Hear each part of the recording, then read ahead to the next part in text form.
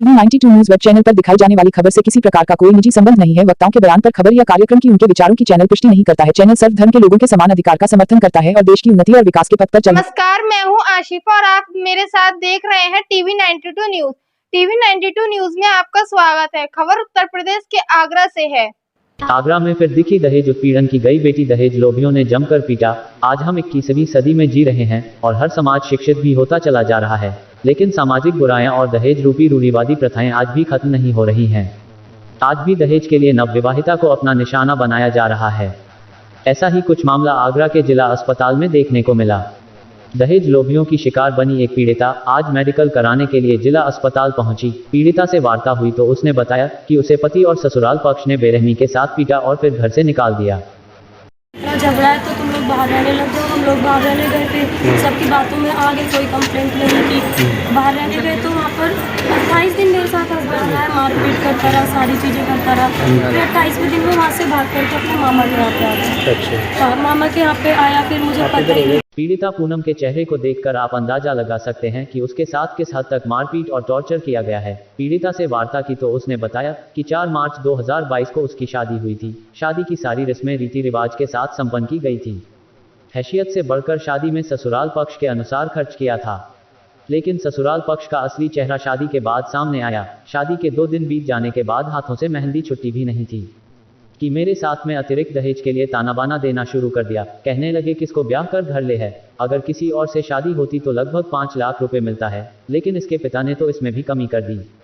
आगरा से अनीस सैफी की रिपोर्ट। था कि वो मेरी हेल्प कर रहे हैं, मुझे सपोर्ट कर रहे हैं, लेकिन कल जब मुझे मौके पे वहाँ बुला लिया, ये विश्वास दिला करके कि वो मेरा साथ देंगे, कि तुम गांव में आओ, बैठ करके बातचीत होगी, मैं भी पहुंचूंगा, मैं बात करवाऊंगा, सारी चीज़ें करने के बाद में मुझे गांव बुला करके एंड में उन्होंने मुझे ब्लैकलिस्ट कर दिया। वो वक्त पे पहुंचे ही नहीं। जब मेरे साथ छीना झपटी हो रही थी घर के अंदर, विदुर मुझे घसीट रहा था घर के अंदर, मेरे कपड़े फट गए। मैं भैया को कॉल कर रही थी, वीरेंद्र भैया आ जाओ जल्दी से, प्लीज़ आ जाओ। भैया कह रहे 20 मिनट पे पहुंच रहा हूँ, पर वो नहीं पहुंचे, वो मेरे साथ सामने आए ही नहीं। लेकर एसएसपी साहब से बात हुई हो, किसी बड़े अधिकारी से बात हुई? सर अभी मैंने थाना चित्राहाट है, वहाँ पर तहरीर दी थी, शिकायत की थी, जहाँ से मुझे मेडिकल के लिए बाहर भेजा गया। कल मेरी ज़्यादा ही हालत ख़राब थी, मैं एडमिट भी थी। फिर वहाँ से मुझे यहाँ आगरा रेफ़र किया गया।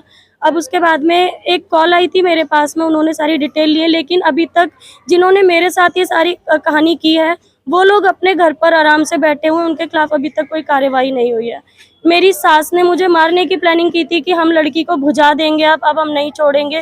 सारी चीज़ों की मेरे पास में रिकॉर्डिंग है जिसमें मुझे मारने की प्लानिंग की गई है, और इसके लिए ये मुझे गांव बुलाने पर दबाव डाल रहे थे कि गांव आए तो हम अपना एक्शन लेंगे, कि इनको मारना है हमें, और हम कोई कार्रवाई नहीं कर पाएंगे क्योंकि सब ऊंची पहुंच पे हैं।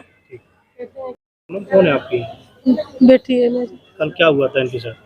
सर यही हुआ जो हमारी बेटी ने बताया, मारपीट किया, लड़ाई झगड़ा किया, बहुत कौन कौन लोग थे जिन्होंने मारा पीटा? वही मामा भी थे, मामा की जो घर से थी, और उनकी मतलब बहू, बेटी, लड़का, सबने मिलके मारपीट किया बहुत ज्यादा। मामा का नाम राजेश। मुझे तो उनके ऊपर वो करना है, मैं उनको छोड़ना नहीं है, अपनी लड़की का वो लेना है, मैं उनके साथ है। मामा का नाम राजेश है।